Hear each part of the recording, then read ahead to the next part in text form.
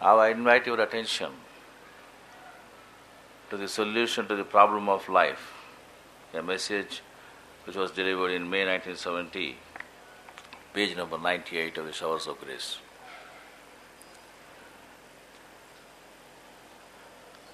He asserts, the soul is longing to feel its characteristic which has gone out of sight, and this insignificant being is seeking fellow pilgrims to march on the path of freedom.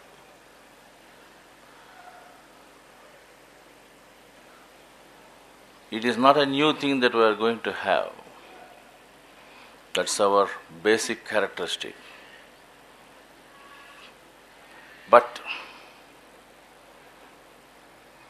we tend to drift away from our natural state for various reasons. And he says, as a traveler in the path, I would like to share with you and guide you. You can see the catharticity of his approach, because he calls us fellow pilgrims in the march of freedom. He asserts the soul is longing to feel its characteristic which has gone out of sight. That is, every one of us is moving towards the divine. This is one of the peculiar statements we are hearing from a master, because our tradition has taught us some people are in the Nivritti Pada and some people are in the Pravritti Pada, and those who take the Nivritti Pada are the people who take to yoga, and the Pravritti Pada are the people who get involved in manifestation. Even in Bhagavad Gita you find a similar note. But Babuji here does not agree with that. And he says that every one of us is moving towards our original condition. And he says, I am prepared to assist you in getting back to your assistance. If I can indulge further in understanding this, I can say the restlessness that we are feeling, about which he was referring to in the earlier message, which we just now heard, is mainly because we want to get back to our home and we are restless here. The restlessness is not due to anything else other than our desire to get back, which we find several fetters are holding us on here. We want to get rid of it. And here he says, yes, you are naturally seeking to get back to your homeland, and I am here to assist you. I would appreciate you people contemplate on this and then get your own messages of the Master in your heart. My longing to get fellow travelers is only for the sake of rendering service to help their safe arrival at the destination. The idea may look foreign to you at first sight. As I told you, it is foreign to us, because we have been told that there are two types of people, two types of jivas, one on the Pravritti Pada and another is the Nivritti Pada. A recurrent theme even Dr. K.C. would like to insist upon because of his traditional background. But then Babuji is breaking the tradition here. And then he points out that every one of us is destined to get back. And because of that desire only we are restless. The idea may look foreign to you at first sight. If you pause a little to consider the problem, the destination, you will surely come to the conclusion that you are sailing towards your own home, wherefrom you have been snatched away by the irony of fate.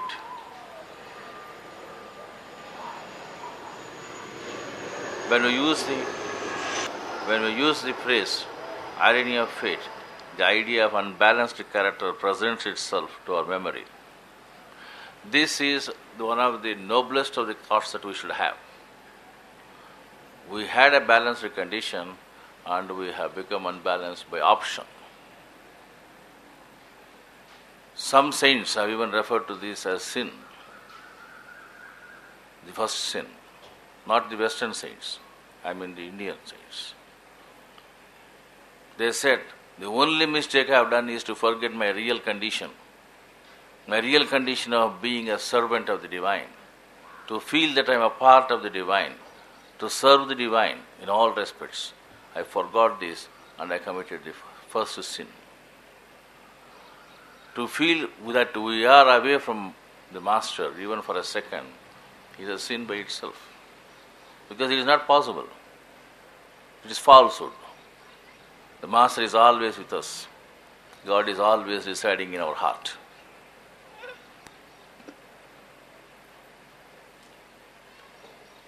the Anantatva and Avyaktatva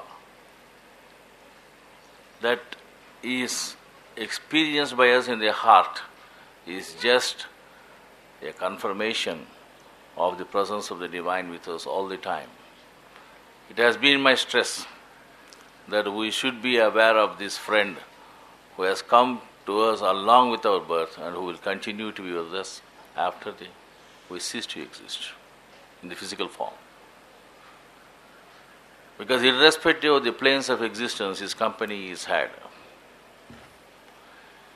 If we confuse ourselves saying that we are living only because of the physical body that we have got, I think we are unfortunately trying to confine life to 1/5 of its real size, because 5 kosas have been identified, and if we want to confine ourselves to only that Annamaya kosa, that means you are doing injustice to yourselves.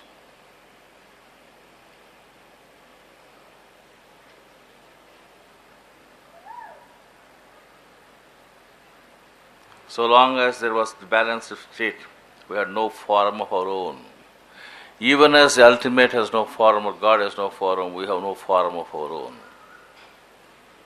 The form that we are thinking that it is ours by looking at the mirrors is not our form.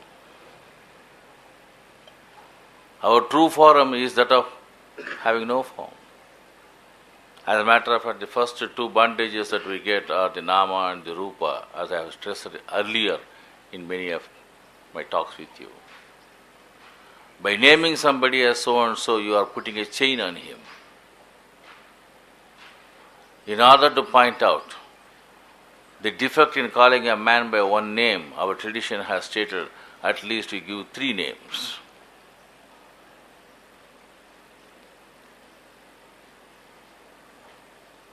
When it came to God, they were prepared to give 1,000 names for him, just to make it impossible for you to conceive about any form. We don't have any form. Our real condition is again the same thing as the divine. It's formless. Not only God is formless, we are also formless. The forms that we are assuming are the forms of our choice.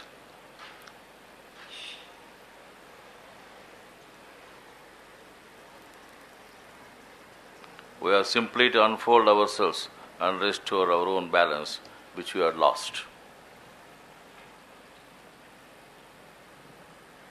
How simple it looks when we say that we have restored our balance. I would appeal to every one of you to kindly think about whether we have restored our balance. Because we are in an unbalanced condition, we are restless. Unbalanced because of several attachments and bondages, several ideas about ourselves, our egos, our notions, our idiosyncrasies. It is, of course, a very simple thing, but it becomes very difficult to follow because with our unbalanced state, we have created intricacies.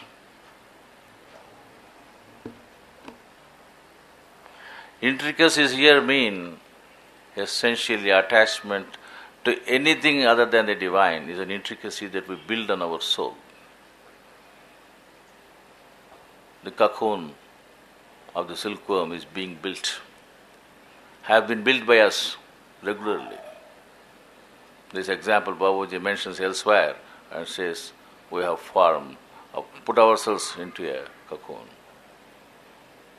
And it becomes very difficult to come out of it without breaking the cocoon.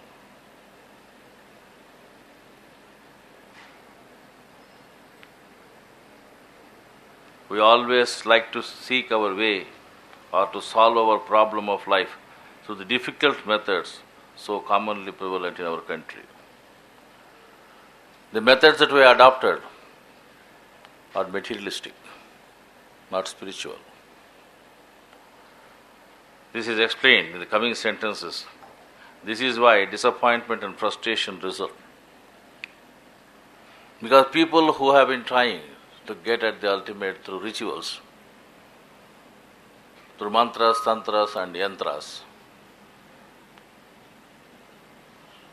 through having holy baths in holy rivers, trying to visit pilgrimages, are all resorting to the external means, totally materialistic. And through that you are not going to reach. This is the assertion of the Master here, we are not going to. And frustrations result. I can recall the experience of a person who came to me long back, who was with us for quite some time, and for reasons best known to him because of other intricacies he has developed, he is not with us.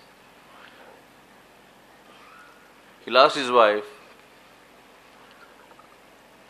and when he came to me, he was in a state of terrific confusion.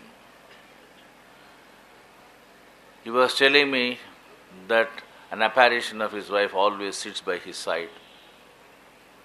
And then he went to one of the Mahadipatis, who has advised that he may go through certain places. He spent about 4,000 to 5,000 rupees on that and couldn't get any relief.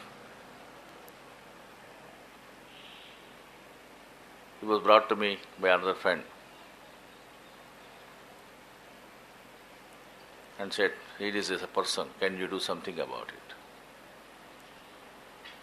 I asked him, yes, provided he is prepared to follow the method, we can do something about it. It was hard work for about 6 to 7 months, and then he was out of that problem. But then, as Babuji puts it among abhyasis, people who get their things done do not come. People who do not get their things done do not come. Why people don't come for abhyas? This is the reason why they don't come. Again and again, why they don't come. If you see the types of disciples, in his article on types of disciples, you will find this category. We want to extract essence from fatty substances, in other words, from things which are puffed up with material knowledge, and not from bones where phosphorus is abundant, to illumine the particles, however soiled they may be. This is one of the most important messages that Babuji is giving us. Fatty substances, he uses the word. Our attachment to things are essentially because of this. The skin and its color, the fat that is deposited over our bones, are the things that attract us first towards another person. Similarly, the forms that we give for God attracts us. But then, if you burn the fat, it forms a suit also. But if you go to the bones which is inside, you get to the real nature of the soul. Phosphorus is a self-effacing thing, and no traces of that element can be found later. Why phosphorus has been referred to here as spiritual, I think this is the reason which I understand. It makes sense to me. Otherwise, what is the talk of bones? The talk of attachment, love, etc., that we have got, for some people, unfortunately fades out the moment the fat deposits are depleted. And nobody likes to love bones. But if you don't know how to learn and love bones, you will not also learn spirituality. This is one of the reasons of penances and austerities that was practiced earlier by our tradition. Babuji never asked us to do that, but then he is asking us to understand that you are going to get spirituality only from the bones.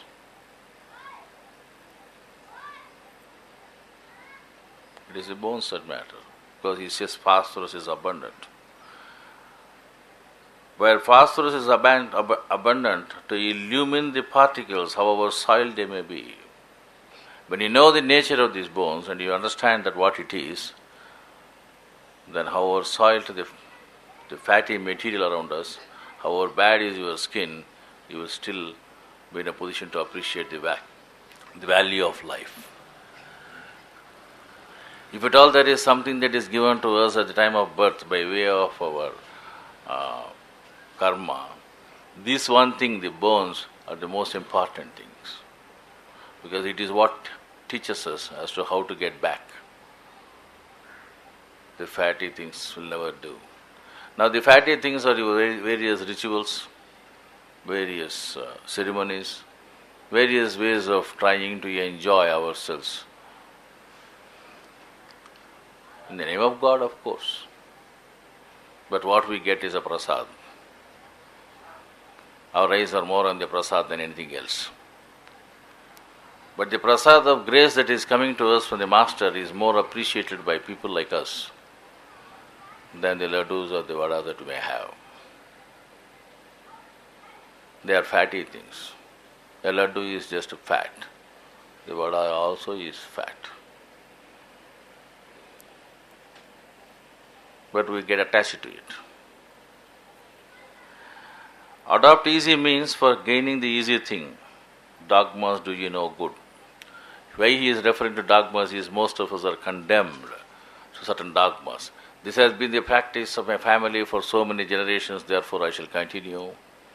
This has been the practice of the religion that we have adopted, therefore we shall continue. This is a ritual that we do it in a routine way, we shall continue. I am not against continuance, please note it, I am not against it. But have the viveka to understand they are only customs that we can follow, or perhaps we should follow, to see that our tradition is preserved. Beyond that, if you try to see something more there, it's just a waste of our time. Adhyatmika yatra will not be there. Whatever else you may have. It is only the practical thing that can view your destiny under the guidance of one who has measured the distance and has discovered the original source. That the Master has measured the distance and has given the path is what the Towards Infinity says. The methods he has given are discovered for the first time, namely the meditations on point A and B, which appear to be more or less a casuality with almost all abhyasis, because you are attached to the fact. It is the fact that attracts you from meditating on the point A and point B. If you understand behind this form that there is a form of skeletons, and after all you are dealing with it, I do not think the amorousness with which most of us get engaged most of the time would govern you. But such a viveka does not arise unless you meditate on the point A or B, or adopt austerities and penances as advised by the Jains and later on Hindus. Let us understand this. That there is a lapse on our part, that we get attached to the fact, the materials, is something that we should fully appreciate so that you know what to do further. Such people will not hesitate to do the meditation on point A and B. Others would naturally give excuses for not doing it. The reasons are obvious.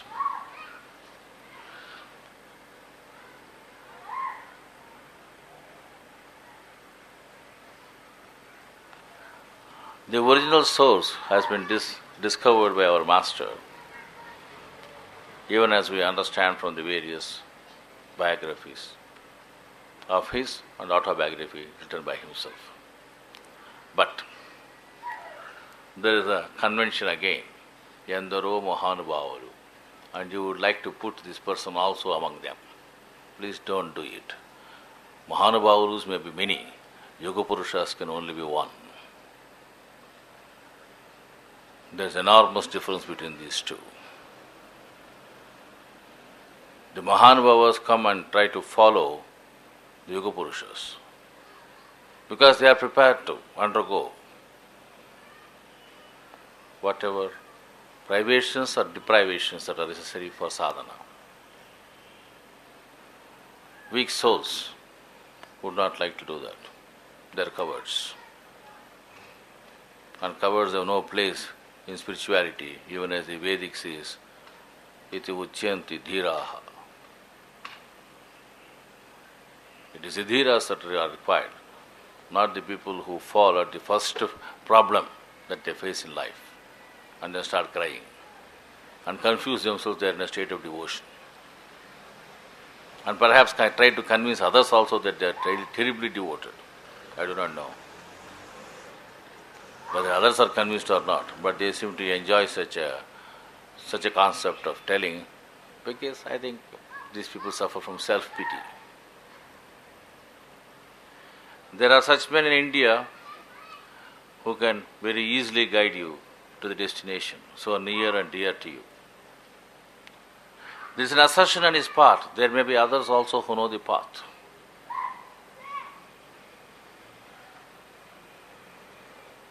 You can see his openness of mind here. And he says, but the selection you have to make yourself. For him to guide you in your search, I may say that where you find the idea of service with no selfish motive of the guide, there rests the real thing. One thing that I would like to stress most is when we try to see the selfless service, please note whether he is at least seeking recognition. In which case it cannot be considered as selfless service. The yardstick is tough, but then tough things are achieved by tougher means only.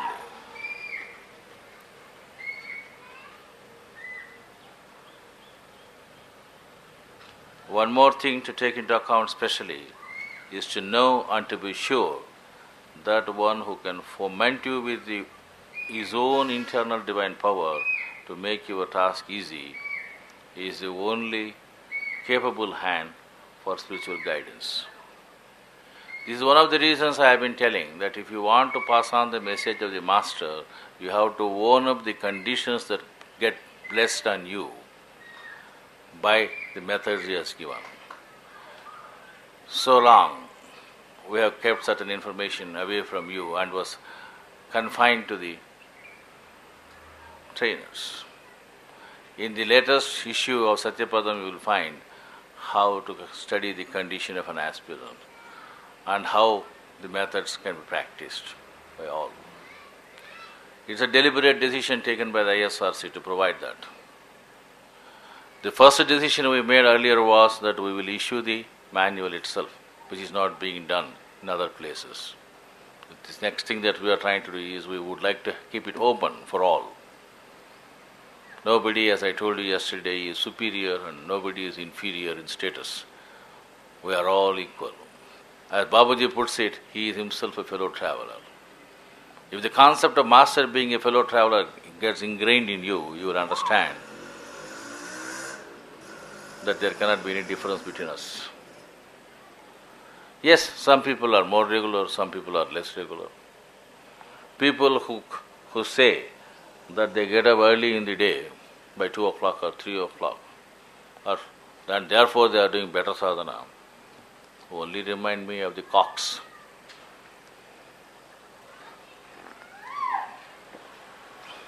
Cock-a-doodle, it does it. Getting up early or taking a bath is of no consequence if it is not followed by the internal condition of purity of body and mind, as he puts it, purity of body and mind. And coming to the purity aspect of it, everyone knows that these are two essential things for prayer. So many external methods are adopted. Some people feel they are polluted and they would like to have a bath. Some people would like to say that I have taken a dip in the Ganges. Purity is never achieved by such means.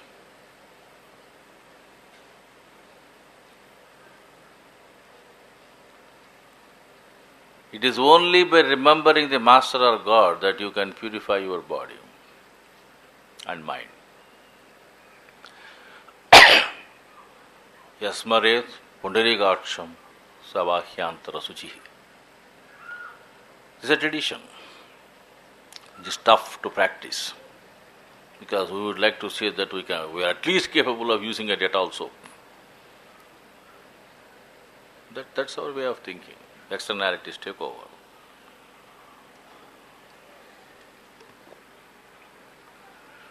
If you read carefully the meditation on point B, it has been stated by the Master that this particular cleaning that you are doing here now is with the idea that the purity of mind and body is achieved. And it's a matter of few seconds or few minutes. I had very amusing questions on this subject from various people. Some people even went to the extent of saying that I have been cleaning mind to be for the past 1 week regularly. Such weak wills never work. You must have the confidence that the Master is helping you, the Pundarikaksha is helping you. It doesn't matter much what name you give for God, because all names are meaningless.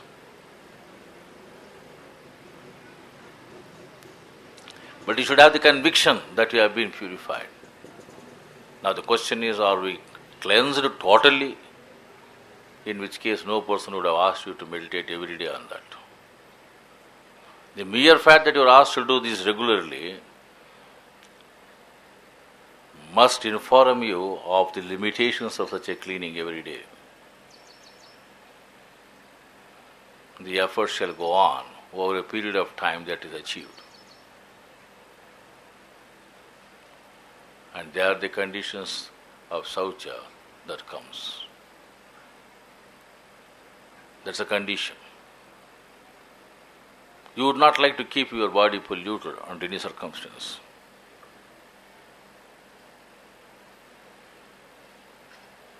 By either the internal or the external means.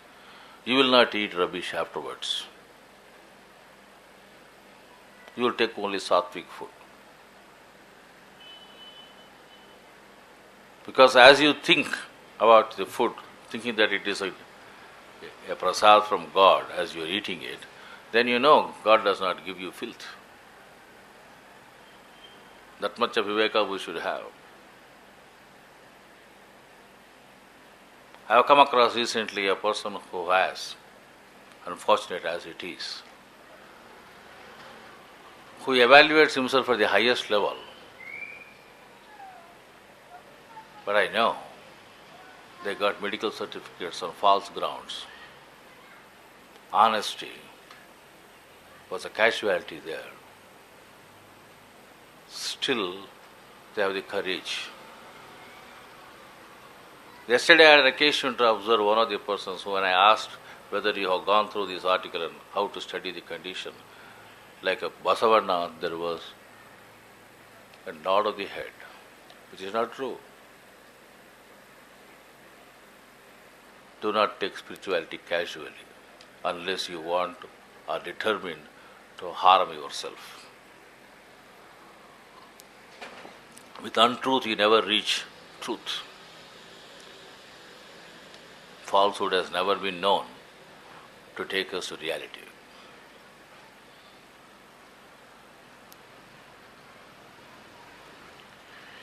Here the question is fomenting. Unless you have got the capacity to foment the others, to say that I foment the other person with the condition is ridiculous. If you are using the hot water bag and if it does not contain a hot water, it can never foment. But illusions are many, and you have got the excuse that the Master himself will do that, and therefore you get into mess. This is the problem. This applies to all. When you try to tell somebody else about this system, and if you don't follow the system yourself, a condition which you don't have, the chances are the other man is not likely to hear what you say. If you have the condition of following it, naturally the other man will hear you. Sincerity gets exposed.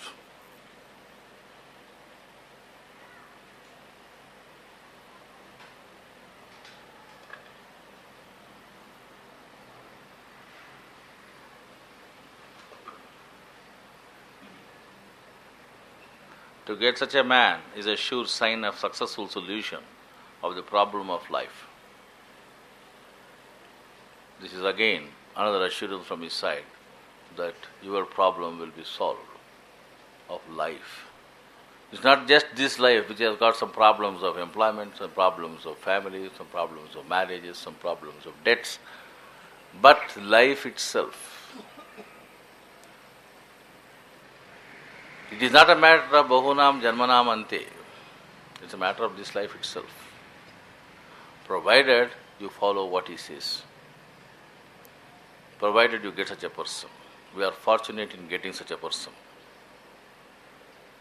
But if you try to insist on the physical presence of such personalities, you are bound to fail, because you cannot confine reality to 1/5 of it.